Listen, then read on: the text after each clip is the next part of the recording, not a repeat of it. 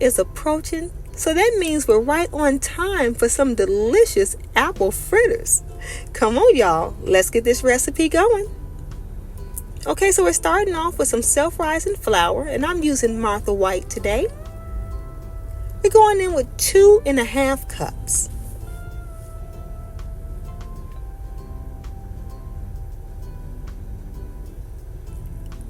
Next, we're putting in 2 tablespoons of sugar.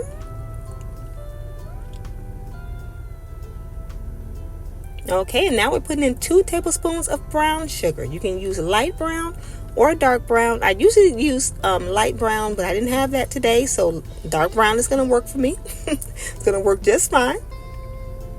Okay, now we're going to get that all mixed in. And as you know, sometime when you're using brown sugar, it can kind of clump up on you, so just make sure it's evenly blended here.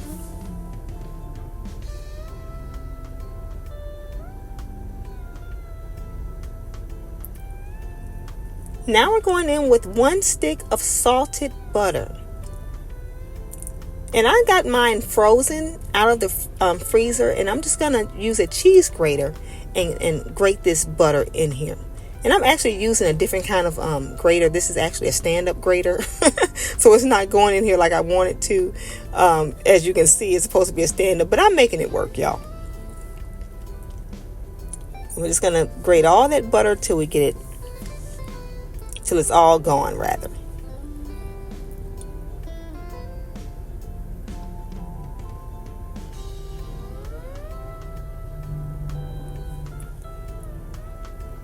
Okay, so now because it's grated kind of fine, you don't have to mix it too long with your hands with the flour and the butter, because it's already nicely fine. So you're just going to mix it for probably about 10 to 15 seconds just to kind of mesh that butter into that flour. But again, it won't take much because you're already grating it is much better than just using chunks of butter, which I normally use just chunks of butter, but I wanted to do it slightly easier today. So that's perfect. Okay, so now we're going in with 2 eggs.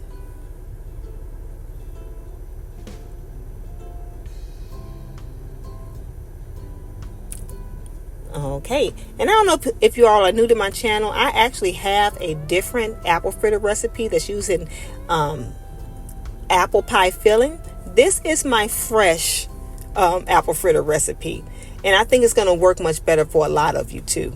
It's a delicious recipe, y'all. Okay, to these eggs, we're going to be putting in, right now I'm just putting in a 1/2 cup of whole milk. And right here is a 1/4 cup of buttermilk. I'm going to be adding a little bit more milk slightly later in the recipe. That is a teaspoon of vanilla. And we're going to get this all mixed in here. Again, that was a 1/2 cup of regular milk, a 1/4 cup of buttermilk, and a teaspoon of vanilla to mix in with these eggs here.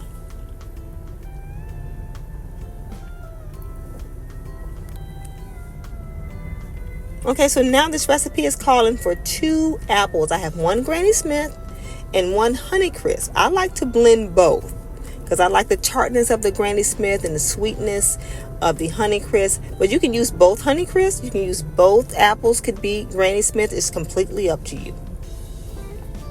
But I like a little combination here.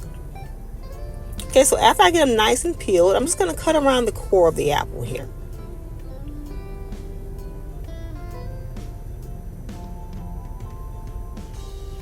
This works easier for me instead of trying to remove the core. And you want to cut as close to it as possible without cutting into it.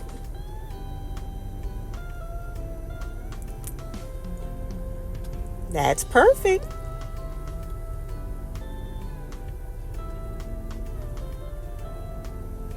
Now, of course, we're not going to discard all this apple that's left on this.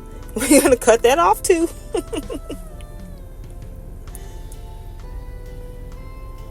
I actually picked up the other side and ate it. But yeah, get all that apple there. Okay, so now we're going to cut each little piece here. We're going to cut it into very small little chunks because you want the apples to cook good in the apple fritters without the pieces being too big. It's about what we're going for here. All right, we're going to continue cutting.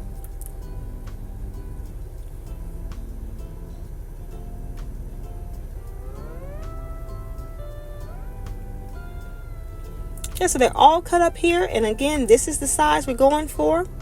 Now, if you want them bigger, that's completely up to you. But this is the size that I recommend. And I cut my apples last because we're getting ready to go ahead and put this in this batter. All right, so we're pouring our milk mixture in here, buttermilk and egg mixture rather. And we're going ahead and putting the apples in here right now before we mix up the dough. Because I only like to mix it once because you do not want to over mix your apple fritter dough. So when I just I let the apples and the milk and the flour be mixed all at the same time. I almost forgot about the cinnamon. That is just a 1/4 teaspoon. Okay, so now I'm just stirring it all in, getting it all mixed in at one time, so I only have to mix it once.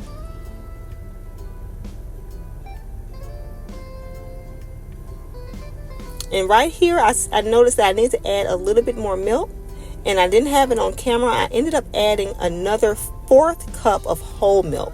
So the recipe is going to call for 3/4 cup of regular milk to a 1/4 cup of buttermilk, and the exact ingredients and measurements will be in the description.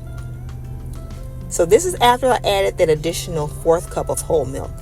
This is the consistency we're going for here. Looking good.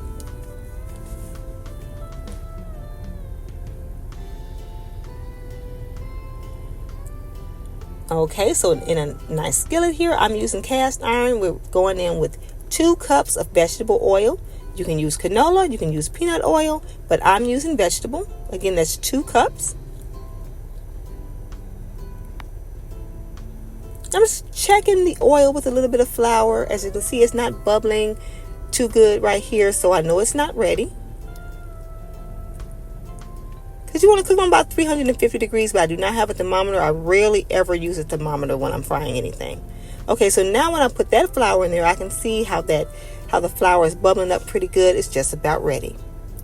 So right here, I'm using a number 20 size scoop. It's roughly about 2 tablespoons. Smaller the scoop, the better. You don't want too large of a scoop because your apple fritters will just be too big. Putting in less is much better. Okay, so when you put them in the pan, you want to press them down to get them as flat as possible. You don't want them frying up too thick because they'll be done on the outside and not done enough in the inside. So you want to press them down to get them very flat. And here I kind of messed this one up just a little bit. I'm going to replace that one, y'all.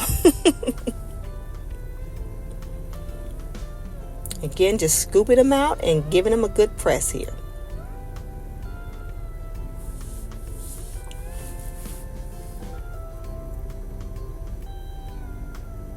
As you're putting them in the grease, they'll be put on in the grease on high heat.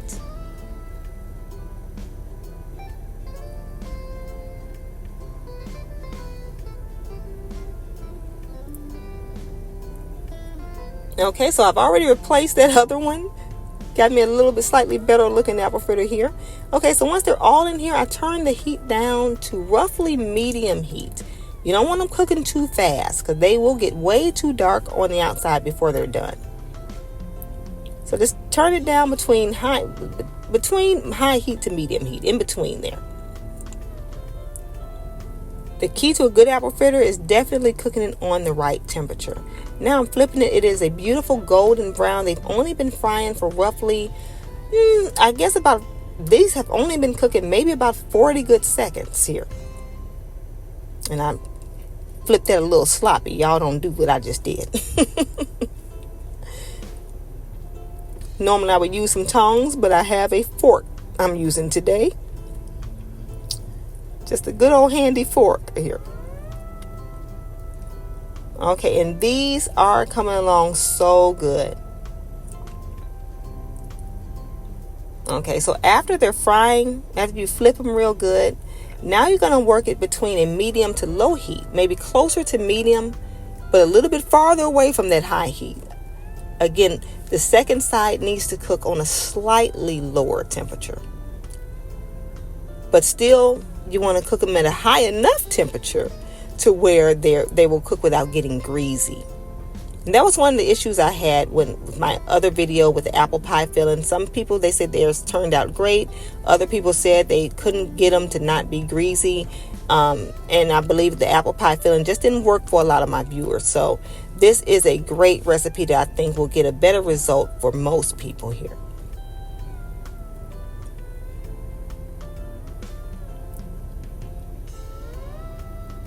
Okay, so they're nice and brown. These have been cooking maybe 2 minutes total. Haven't cooked long at all. Okay, so we put them on this little rack here. And they are a beautiful golden brown. They look good already. I haven't even put any glaze on them, and they're already looking good. We're going to let them cool just slightly while I make the glaze here. The glaze only takes about 2 minutes, so I make that while they're cooling down just a little bit. Okay, so the glaze, I'm going in with 2 cups of powdered sugar.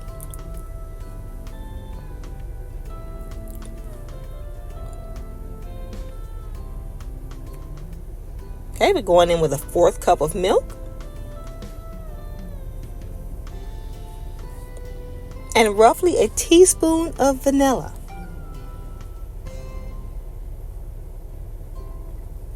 And we're just going to whisk this real good till we get it nice and smooth here.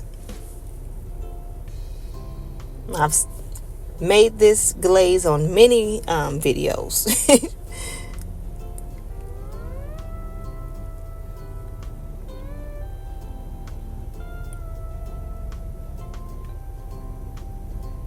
All right, so the fritters have cooled down for about I want to say about 3 to 5 minutes. So they're still really warm, but they're not so hot that I can't pick them up with my hand. I like to use my hands here when I'm dipping these fritters, because you still want them warm enough where it will really absorb the glaze really good, but not so hot where you can't pick them up. Unless you want to pick them up with a tongue or something like that. It's completely up to you, of course. Okay, you want to get that glaze all in the nooks and crannies here. Be very generous with it. And depending on if you're going to make the entire batch, you may want to double the glaze recipe to make sure you have enough glaze. But that is it, y'all. Look how beautiful they turned out. So good, y'all. They turned out perfect. Now I can't wait to show you the inside of these, y'all. Perfectly crispy on the outside, so moist and fluffy in the inside, exactly the way an apple fritter is supposed to be. Absolutely perfect. I want to thank y'all so much for spending this time with me. I hope you try this recipe very soon. Thank y'all so much for watching, and I'll see y'all next time.